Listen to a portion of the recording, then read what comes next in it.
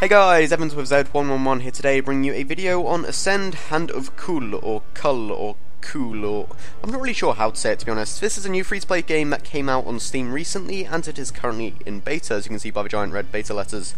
And if I'm correct, this game was on Xbox 360, and is on Xbox 360, available for Xbox Live Gold members. And it's also on beta there, but they've recently released it on PC, and to be honest, it doesn't feel like a port at all. The controls are really solid and everything, but it did originate from Xbox 360. If that's an issue for it, I just felt I should mention that. I don't know why that would be an issue to anybody, but I suppose it is a port from a console, and that means development for PC version might be a bit slow. I'm not really sure. That's just an estimation, I guess, because that has happened with some other releases. Now, what is this game? This game is it's considered an MMO, but it's completely single player, and I suppose the best thing I can compare the multiplayer aspect to is Dark Souls, in that other players are around, but then ghost forms you can't directly interact with them. This is what the game at its core is. It is a kind of hack and slash dungeon crawler shooter type thing.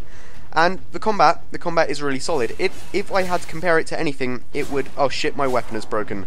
That's not what I would compare it to, but I do need to quickly fix that. Upgrade and repair. Holy shit, that's upgrade 4. Can I even afford that? Yes, I can. Only just. Jeez, I really need a new weapon. Anyway, there you can see there's another ghost. He's fighting enemies. He's not fighting the same enemies as me, but he is fighting enemies. And he's... In fact, I've just realised how much there is to this game. Okay, I'll start from the beginning. You create a character. This is my character.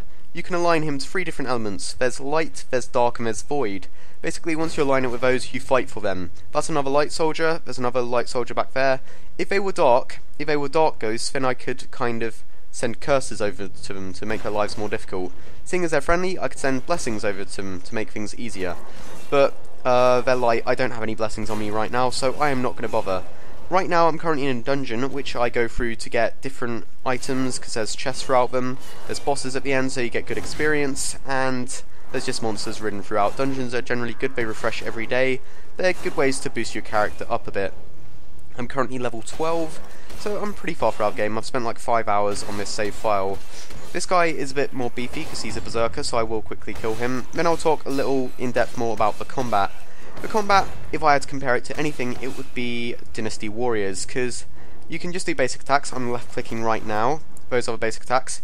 You can right click, which is strong attacks, or you can mix them up. So if I do left, then strong, it does a stab. If I do 2 attacks, then 1 strong, it does a swing.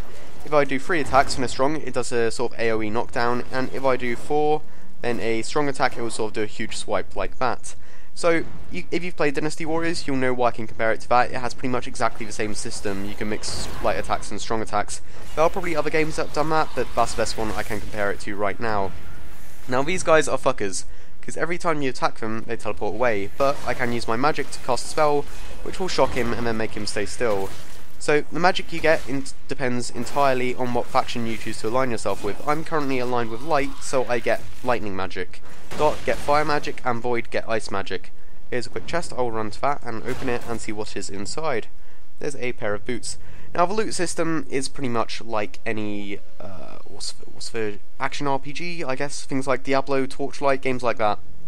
Loot is randomized to an extent, and generally all the loot you get is useful. You can either sell it or keep it as it's an upgrade. This is an upgrade, so I'm going to equip that, and that will lead me onto the inventory system. The inventory system is quite good, to be honest. The menu's a bit fiddly because you have to go through each category individually, but each piece of equipment has durability. Once it gets to 0, you have to repair it, although that's not a complete waste because you upgrade it when you repair it, or you have the option to. So as you saw with my sword earlier, it completely broke, but now I've upgraded it and it's at 100% durability. Now, it does cost to upgrade equipment, and that cost comes in souls. Now, this is where you think, wait a second, is this why it's free to play? Can you just spy to get the best equipment? And that is true to an extent, but the thing I love about this game is the currency. There's only one currency. There's no premium currency and free currency. The one currency is souls. Now, as you can see, you can buy souls, so you can automatically buy to get decent equipment, but you can't just buy the best equipment because it scales with your level. So the best thing I could buy right now is that hammer for 22,000 souls, and as you can see, it only does 5 more damage than the current weapon I'm rocking, so I suppose there's no real point in buying equipment unless you are really impatient. Now, the thing is with souls, you can just get souls by killing enemies. If I kill these guys, you'll see my little counter at the bottom left. That is accumulating souls. So, the actual currency itself is really fair. it's not a huge grind, but at the same time it doesn't just give you everything. Now I need to kill this berserker because this guy really is a fucker. There is a block system, and if you block attacks then it does give you an opening to attack the enemy. Like, I don't know why that didn't hit him there, but there is a lot of depth to the combat. You need to sort of think about what you're doing, and especially when it comes to bosses, you can't just be running in spamming attacks. You need to really twist up the strong attacks for weak attacks and defends and blocks and dodges and things like that. There's also finishers, which you can do if you are low on health, as finishers do restore health, and I think they grant you a little bit more XP. So, I guess everything I've shown is fairly straightforward for a game of this genre. I mean, what makes it stand out from other games? And that would be the actual concept behind the game. The concept is you create... Jesus Christ, I'm getting fucked here. I need to actually quickly get out and repair my gloves. One moment. Again, these are breaking, which isn't too good. And I'm not... Oh, that only costs 171 souls, so that's not too bad. Okay, in fact, whilst I am on the menu, you create a hero, you assign it to a faction of your choice, and then you have, or when your hero reaches a certain level, you have a chance to sacrifice him, completely get rid of him, for a buff. Like, when I reach level 19, as you can see here, if I prestige him, or ascend him, whatever you want to call it, I'm calling it prestige because many people will be able to relate it to the prestige system from Call of Duty. If I do that, then I can sacrifice him, create a new hero, but that new hero will have a 5% chance to strike with lightning on every attack. And there are a lot of these buffs, as you can see. It depends which faction you align yourself with. The two I've currently got are increased attack speed by 5%, and movement speed by 5% too.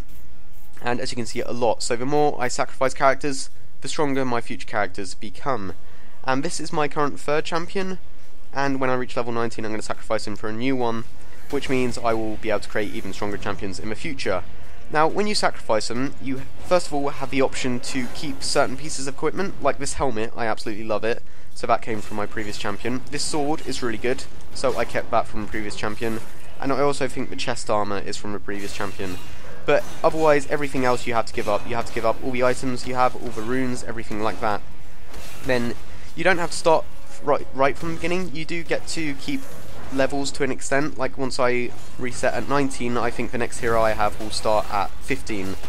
And also, things like spells, all the upgrades you buy, they are consistent. So my spell upgrades, originally this lightning shock, there was only one, it had a really long cooldown, it didn't shock them for too long, and it didn't do too much damage, but now I've upgraded it, and it's a lot more powerful. There's a rune which you can socket in your equipment, which increases my max health by 10%, which is pretty damn good, so I'm going to keep that, and see if I can socket in anything quickly. Helmet already has something in it, the armor has something in it, the gloves don't have a socket, the boots don't have a socket, the sword has a socket. Fuck, I don't have any slots for it. Oh well, that's going to go to waste unless I find some different equipment soon. But yeah, you can kind of see the appeal in the game, and there's also a sort of territory control thing going on. If I go on the map quickly, this is the current dungeon I'm in, as you can see. That's the area I'm in, which links up all the dungeons and the shrines and the sort of villages. And the premise behind the game is you're fighting for your faction, and you need to control as much territory as possible. In my local game, I've got pretty much all the areas apart from that one so far. All these areas too are areas which I will unlock as I'm progressing through the game. And if I quickly go to, where is it? If I go to Global Crusade, there's basically the idea that you're working for your faction, so all the progress you make in your single player save will contribute to a greater scale. Light is currently, in fact Void isn't on there at all. Void is the blue one. Dark is the red one, which are currently winning. They've got most players fighting for them.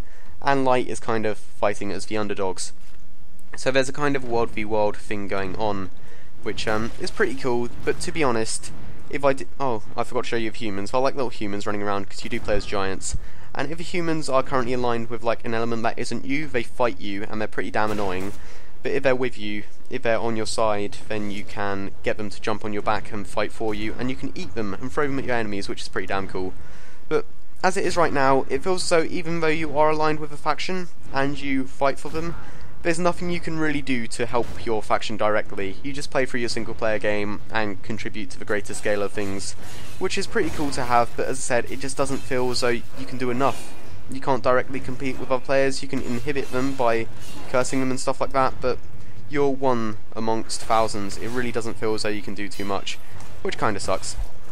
Now, I think I've said pretty much everything there is to this game. I can see it being appealing for a while, but not too long. The gear treadmill works, it's a nice system, it works pretty well, the combat is really fluid and fun, and I like the idea of being able to prestige your champions and get new ones, new upgraded ones. But as it is right now, I feel as though the fun will drop off after a while, and eventually it will just get repetitive and boring. I am kind of being able to relate it to Warframe. Warframe has the same kind of appeal to it, and as a free-to-play game, it's really fun. If you can't afford to buy proper games, then I recommend picking this up and trying it for yourself. But it does have its fair share of problems, and it's really solid combat, it's fun and stuff, I just can't see it lasting long for a while. There's a curse, which I quickly found, which will summon light troll warriors to attack enemies, so if I come across one of them later, then I'll show you. But meanwhile, what I'll do is I'll progress throughout this dungeon and show you the boss battle at the end. Okay, here's one of the bigger, more buff enemies. He's not a boss, but he is a mini-boss, so I do need to be careful when I fight him, and I can get fucked by him pretty badly. So what he'll do is sort of big strikes with a hammer like that, and then I need to move in once he's recovering from them. So you can see how the combat sort of gets more varied, and you do have to twist up how you fight, and play a bit more strategically. I can also use my stuns to my advantage to shock him, and then attack, then shock him, and then shock him again by accident, which will kind of put him down for a while. But if he hits me with that hammer, then it does knock me down, and I can't just defend against it, because if I do, it will knock me back and I'll take some damage. But these mini-bosses, if you know what you're doing, they're not a problem at all. It's the big bosses who do genuinely cause problems. There we go. This guy, another sort of light warrior, he just gave me a blessing, which is the Shield of Gods. I'm not 100% sure what that does. Is it going to tell me what it does? Let me have a quick look-see. If I go to the Blessings tab, which I believe is here. No, that's Crusade Spells. Blessings are in the inventory. Boosts, where is it? Oh no, in fact it will be in the spells, because it's Crusade spells. These are ones that affect other people, not you. He gave me the Shield of the Gods, which makes me immune to Crusade spells. That is ironic. He just gave me a buff, which basically means that other players can't buff me or nerf me. So I don't know if that's a good thing or a bad thing. Thanks for that, jerk. Oh shit, oh shit. Ah, god. You can also get other spells like that, which are pretty awesome. But they do cost a lot to upgrade. Like if I quickly go in the spells menu, these are the two spells I have right now. These are other light spells I have, which I get by progressing through the story. And the upgrade system works like this. There's like a little ring, and you can unlock nodes in the ring, which make them better. They do cost a lot of souls to upgrade, but ultimately it's worth it. And as you can see with the second spell I have, the one I just showed you, the upgrades cost a lot more. So in fact they're not too much, but seeing as I haven't unlocked the outer rings are going to cost about 15k souls each. So I've been avoiding doing that. I'm now on the second floor of the dungeon, so it's actually going to take a while to get through this area, bear that in mind. This game is quite a big time sink, it will take a lot of your time, but at the same time it's a nice game to just sort of have open whilst you're, I don't know, mindlessly doing something else or listening to music. If you just want a casual game you can chill and play, then this is the game for you. Okay, here we go, this guy looks like a boss, and there's also an enemy player here, and a friendly player. So what I'm going to do is switch to my other spells, and first of all I will give a blessing to my friendly dude. Yes, I don't care if I dismiss that. I'll give him a durability boost. And there we go, now he's got a blessing, which means his equipment won't take any damage in this boss battle, which should be pretty damn useful. And I really want to curse this guy, because he's working for... in fact, he's working for the Void. I'm still going to curse him anyway, but I want him to be in there, and I want him to be fighting when I curse him. Alright, let's see if I can do it mid-battle, but how the hell am I going to get past this guy? Oh, he just blessed me with an XP boost. There we go, so it's like an eye for an eye type deal. And defeating this ogre with an XP boost will be pretty damn useful. But I think he's blocked the entrance. This is, to be honest, the first bug I've encountered in the game. But what I'm going to do is die, so I can actually fight him in the arena where I'm meant to fight him. That is really annoying that this has happened. Okay, so first of all I'm going to curse this dude. I'm not sure what he's doing right now, but there you go, you can have some enemies to attack you. You can actually see the enemies spawn in and attack as well, which is pretty cool. I do really like that little addition. Although it appears there's some latency errors or something, because the enemies are just doing nothing. Don't you dare do that same thing. Okay, there we go. Now, this boss does have a berserker by the side of him, so I'm going to have to focus on killing the berserker first, because the berserker does give boons and buffs to his allies. I really can't let that happen. Although, what I will do is quickly use my lightning shock spells to get some damage on this ogre first, because these ogres are really tanky. They have a lot of health, and they don't really stop attacking, so you really need to sort of utilise your stuns if you want to get damage done. As you can see, I did a lot of attacks there, and I only wiped out like 10% of his health. Now, let's go back to the task at hand by killing this little berserker dude. At least I think he's a berserker. And unfortunately, if the big ogre attacks, he doesn't hurt his allies. Otherwise I could sort of lead him into attacking the berserker for me, but that's not really a possibility. So there we go, can I quickly finish him? Do a quick stab, there we go, okay, good. Now, okay, what's the best way to do this? God damn it, my wrist guards are depleted. Let me quickly repair them again. In fact, no. What broke last time? I swear something similar broke. Also, I did manage to get a different pair of boots with a socket slot in, so I've got my little health bonus from them. Now, I've lost nearly half of my health, and this ogre hasn't. Health doesn't regenerate unless you eat someone or die. So yeah, this is going to be pretty damn tricky. I've got 3 stuns, so I might quickly utilise them. Rush in for the attack, do a strong attack, stun, some weak attacks, and strong attack, stun, weak attacks, strong attack, stun. Damn it, he managed to get the attack off before I stunned him. Stun, stun. I don't have another stun. God damn it. Now, you may ask why I'm not guarding. That's because guarding against these guys isn't too useful because they still do damage. Like if I... Oh wait, I managed to stun him with a sword. It procced there. If I... Oh shit, that's a strong attack. I can't guard against those at all, so... Next time he does a sweep, that missed me completely. No, it didn't. God damn it, I'm failing this so badly. If he throws a rock, I can just lunge in and get an attack in anyway. So it's really about learning the attacks, but if you block one of those strikes, it still does damage and knocks you back. Now, I really need to be more careful, so I'm going to back off a bit. I'll run in for a strong attack, stun. He's still got the attack off, that's really annoying. Stun, and attack, and stun, and quickly get some more attacks off before retreating. And he's about to do a sort of really berserk rage attack, there we go, and ends with that. So, this guy, it took me ages before I finally managed to kill him, because I've encountered his type before, and it took me a solid like hour until I worked out all his moves and how to counter them. But there we go, that's what the boss battles are like. You can really see sort of the intensity behind them and how difficult they are. And you can see why people do compare this game to Dark Souls. It is really fun, it's entertaining, combat works, and it's difficult. But the free-to-play system may put you off. I can understand why you wouldn't want to play because of a free-to-play system. In fact, you can just buy the currency, and also the fact that it isn't as multiplayer as you may originally think. But this has been everything I need to show you on Ascend Hand of Cool. That's been everything I need to say. Please leave a rating if you enjoyed the video. This has been me, Evans with Z111, out. Peace.